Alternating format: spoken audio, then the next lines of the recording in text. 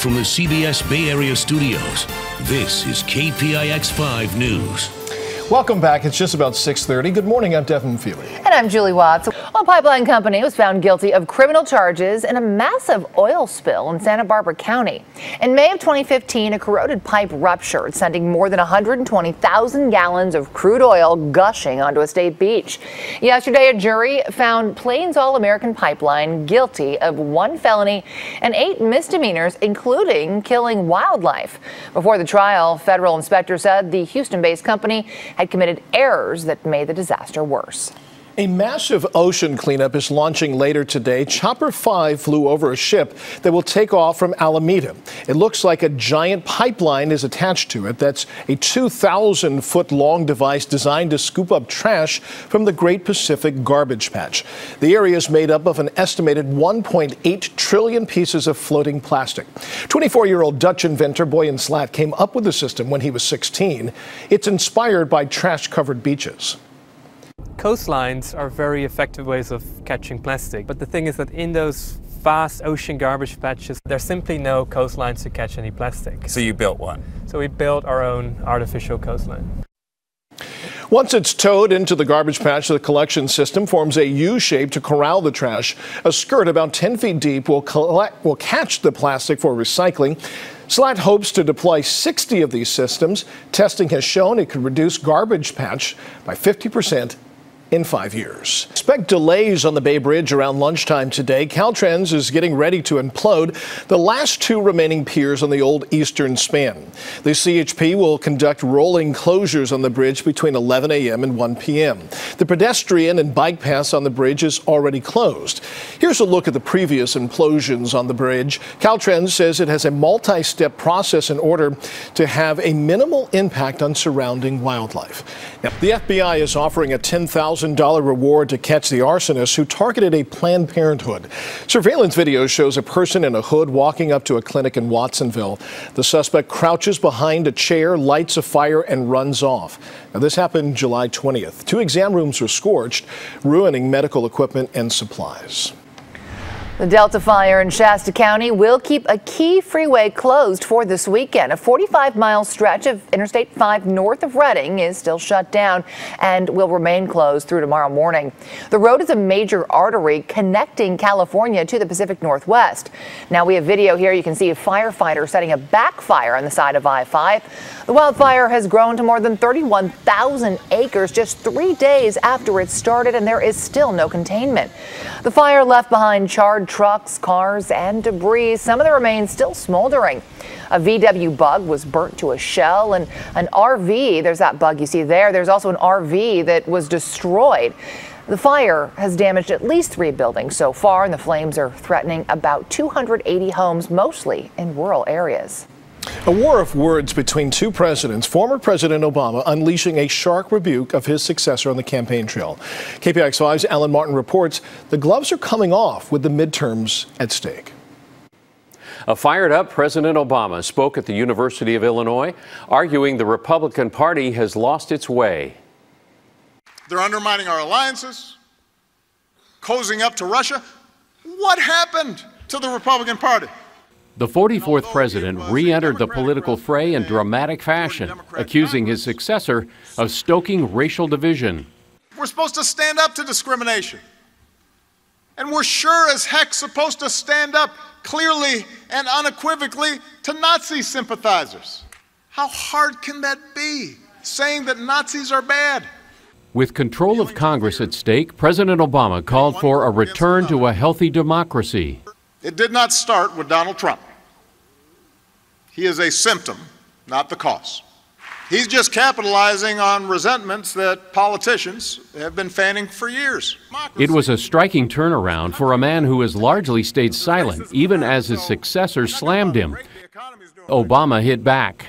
Let's just remember when this recovery started. Even bringing up that new op-ed by an anonymous top Trump official. They're not doing us a service by actively promoting 90% of the crazy stuff that's coming out of this White House and then saying, don't worry, we're preventing the other 10%.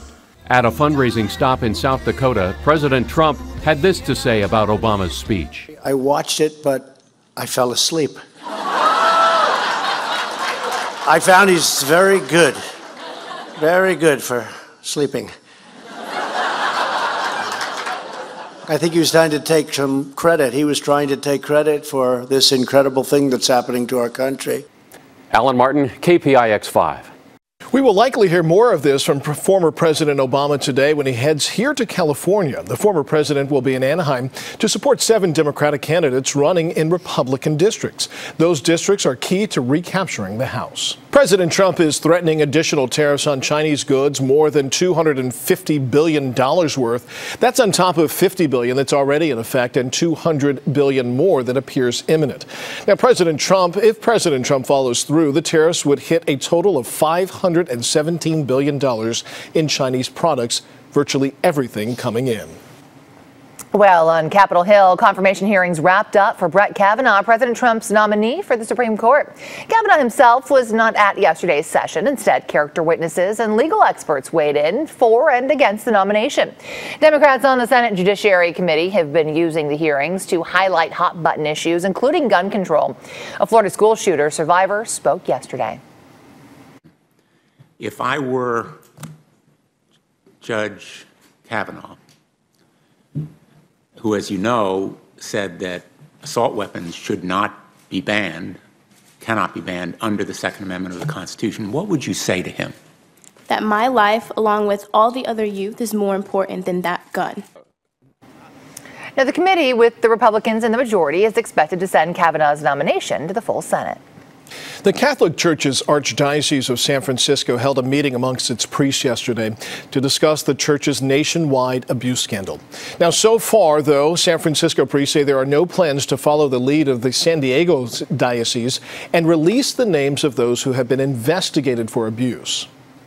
I think the Archbishop took everything in and listened to it thoughtfully, and he'll speak to the people in the chancery that he are his advisors and people who are running the diocese, and he'll get feedback and make a decision. Several options are reportedly on the table. A couple of new stars could soon be discovered here in San Francisco. They could make their debut in the hit Broadway show Waitress.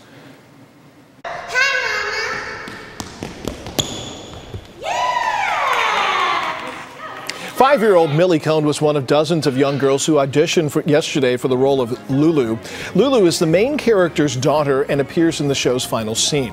The role will be split between 2 girls who will each perform 4 times per week. They really are the center of attention on stage for the last 5 minutes of the show, so they have to be, energetic and spunky and really feel like they can hold their own in front of 2,000 or 3,000 people in some of these theaters. Singer Sarah Bareilles is set to play the lead in the Tony-nominated musical. It will run from October 16th through November 11th at San Francisco's Golden Gate. Hey, good morning, everybody. I got moving pictures, and I'm not afraid to use them. Miss Director, hit it. We got Stomper, the A's elephant. A big reason to dance. A's didn't take long Friday to tee off on Texas. Ramon Laureano homered not once, but twice. A's beat the Rangers 8-4. Orange Friday in Milwaukee. My gosh, the Giants dropped another. Brewers, Jesus Aguilar smacked a 2-run double, broke a 2-all tie. Giants lost his 6th straight game, 4-2 final. Warriors president Rick Welts, Oakland Star guard Jason Kidd, along with Santa Clara and NBA guard Steve Nash, among 14 enshrined in the Basketball Hall of Fame. Stanford women's soccer in white won another 27 in a row for the top-ranked Cardinal. They beat Notre Dame 3-1. And in Seattle Friday, game 1 of the WNBA championship, Sue Bird wreaked havoc on the Washington Mystics, stealing a layup at the other end. Quite a Seattle storm. They led by as much as 27 with 20 points from MVP Brianna Stewart. They coasted 89-76. Game 2 will be on Sunday. 2 items of business before I say goodbye. First of all, congratulations to the San Rafael High School Bulldogs. Your football team, Friday, ended a 27-game losing streak. You played Richmond. You won 28-0. You got reason to relax. Don't go to the weight room. Just coach. Give him a day off. Come on. They haven't won a game since September 18th of 2015. Congratulations. Way to go, Bulldogs. And yes, a lot of college football all throughout the day. But the thing I'm looking forward to, the women's tennis final at the U.S. Open. Serena Williams going for another Grand Slam title, her first one as a mom, but she's going to have to get through Naomi Osaka. That in Flushing, New York. That is sports at this hour. I'm Uncle Vern, and I'll see you later. The San Francisco Zoo is welcoming a rare newborn baby monkey. Yeah, a female Francois Langer was born Tuesday. She is the 21st Langer born at the zoo. Babies are born with a reddish-orange coat that turns black when they grow up. And by the way, all females in this highly social group of monkeys are taking a turn and sharing those parenting duties.